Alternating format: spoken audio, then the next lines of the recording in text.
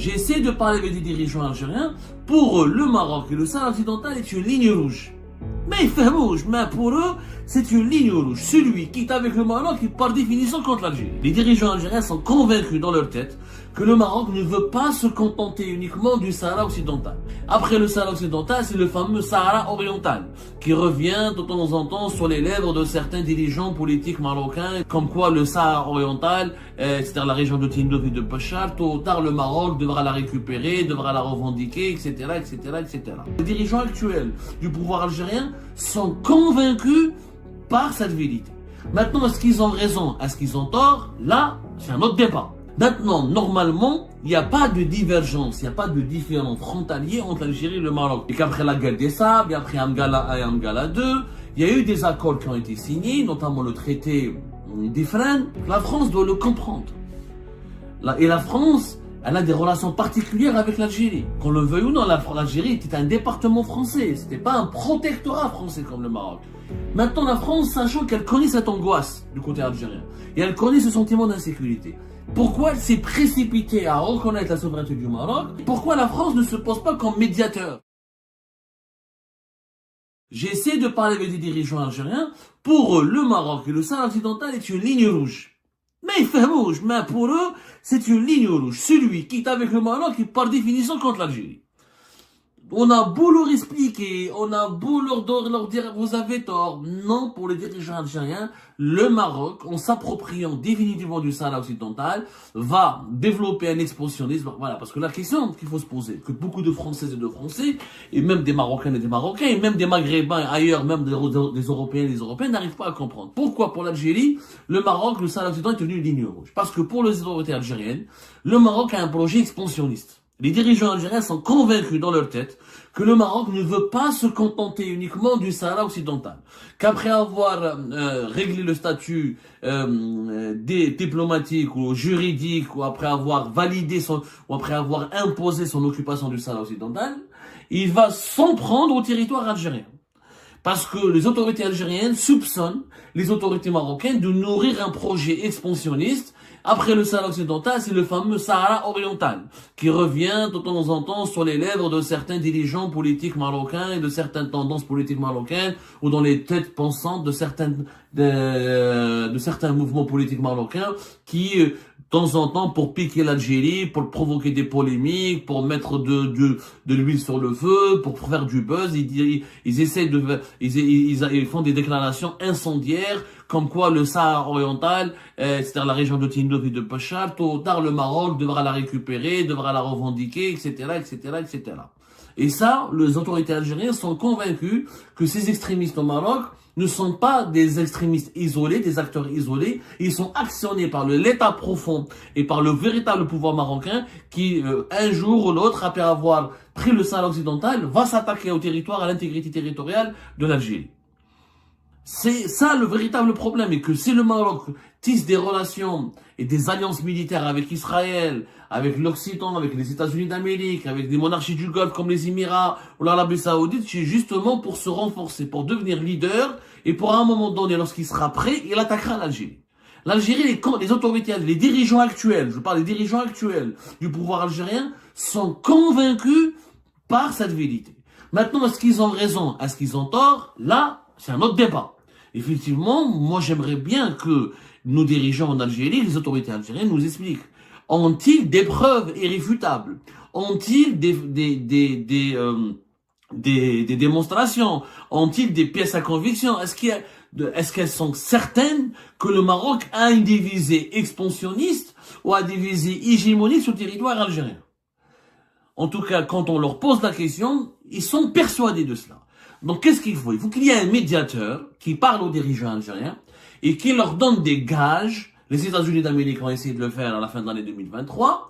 Le Qatar a essayé de le faire. L'Arabie Saoudite a essayé de le faire. Moi, je pense que l'Union africaine, c'est le seul cadre idéal, c'est la seule institution qui pourrait trouver, pour que la paix revienne définitivement entre le Maroc et l'Algérie, il faut que le Maroc s'engage dans un accord officiel à ne jamais porter atteinte à l'intégrité territoriale de l'Algérie. Il faut que ça soit signé, acté.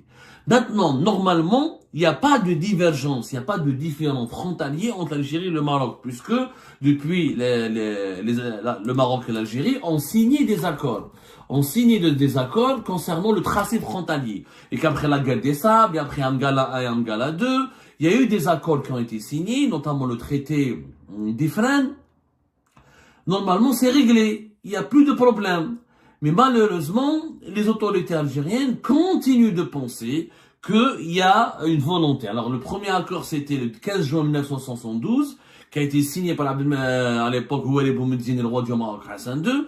Il y avait leurs deux ministres des Affaires étrangères, le ministre des Affaires étrangères Abdelaziz Bouteflika, du côté algérien, et le ministre des Affaires étrangères marocain, Ahmed Taibi Belhema.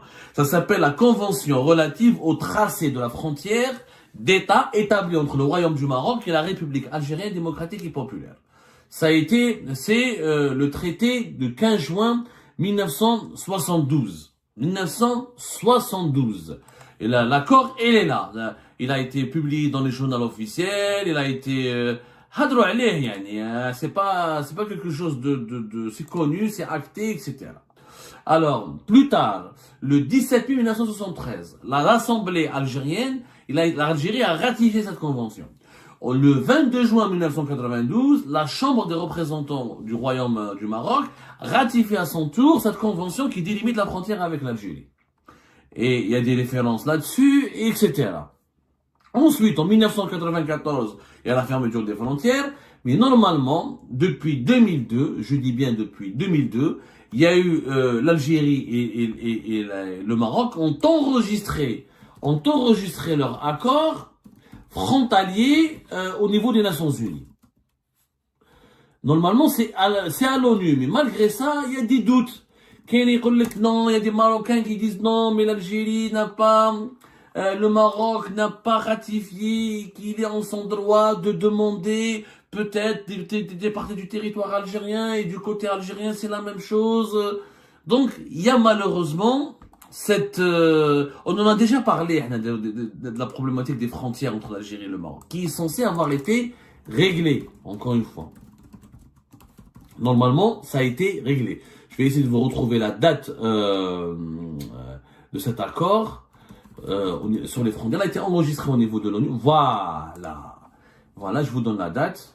Ça a été, le numéro d'enregistrement au niveau des Nations Unies, c'est le 31587. Le titre, c'est la Convention relative au tracé de la frontière établie entre le Royaume du Maroc et la République algérienne démocratique et populaire. Et ça a été enregistré, normalement, ça a été la date de cet accord, le 15 juin 1972. La date d'entrée en vigueur, le 14 mai 1989, par l'échange des instruments de ratification conformément à l'article 8. Il a été enregistré, la date d'enregistrement au niveau des Nations Unies, c'était le 30 juillet 2002. Donc, normalement, ni le Maroc, ni l'Algérie ne peuvent contester leur tracé frontalier ou ne peuvent réclamer une partie du territoire ou exprimer des revendications territoriales à l'encontre de leurs voisins. Mais malgré cela, malgré l'existence de ces accords, il y a des doutes avec il faut dire la vérité, depuis la normalisation des relations entre le Maroc et Israël, la reconnaissance des États-Unis d'Amérique et plus tard de l'Espagne et aujourd'hui de la France, de la souveraineté du Maroc sur le Sahara occidental, les autorités, les dirigeants algériens vivent dans ils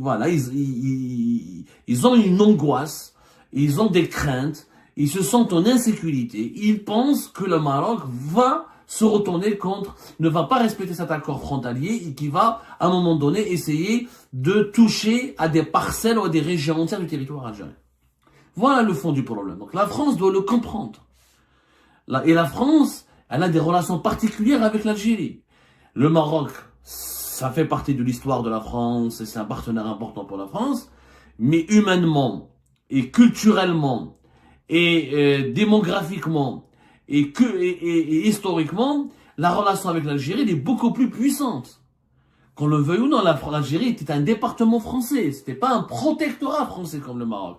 Il y a eu une guerre d'indépendance en Algérie. Il y a eu des accords d'Évian. Les accords d'Évian, c'était avec l'Algérie. Les millions d'Algériens qui ont immigré ensuite après l'indépendance vers la France et qui ont contribué à construire la France. Donc, c'est une relation particulière. Le fait que la France se tourne le dos à l'Algérie de façon aussi brutale, en tout cas, c'est comme ça que les dirigeants algériens le perçoivent. J'essaie pas de justifier la position des uns et des autres. Je suis en train de vous expliquer le puzzle très complexe dans lequel on se retrouve aujourd'hui. Parce que les dirigeants algériens, qu'on les aime ou qu'on ne les aime pas, mais il faut au moins expliquer leur attitude pour qu'on puisse comprendre ce qu'ils veulent. Les Français, les dirigeants français, qu'on les aime ou qu'on ne les aime pas, mais il faut comprendre aussi pourquoi ils ont fait ça.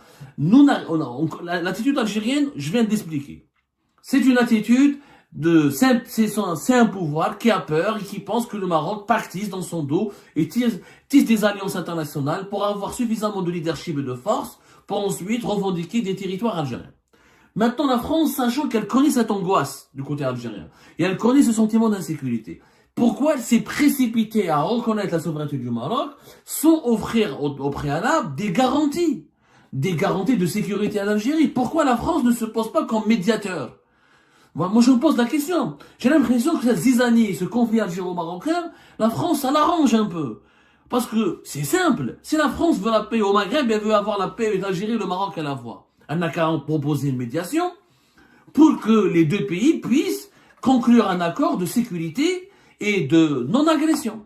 Si la France ne peut pas être médiateur, elle peut appuyer des efforts de médiation de l'Union africaine, d'un pays de l'Union européenne, ou je sais pas quoi, ou des Nations Unies. Mais en tout cas, Paris ne peut pas continuer d'ignorer que le rapprochement et l'alliance avec le Maroc, il est vécu comme étant un acte d'hostilité à l'égard de l'Algérie.